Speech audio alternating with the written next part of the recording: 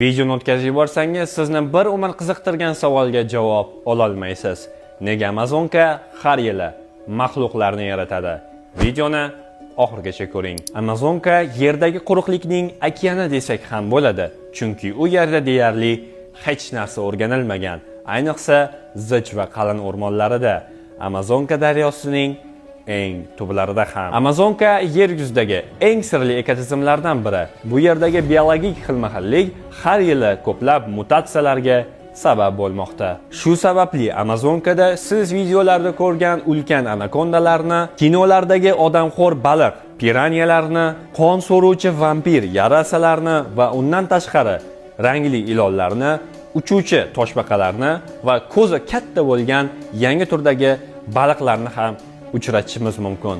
Xo'sh, Amazonkaga chiqib qolsangiz, omon qolish uchun nimalar qilar edingiz? Izohlarda yozib qoldiring. Kanalga obuna bo'lish esdan chiqmasin.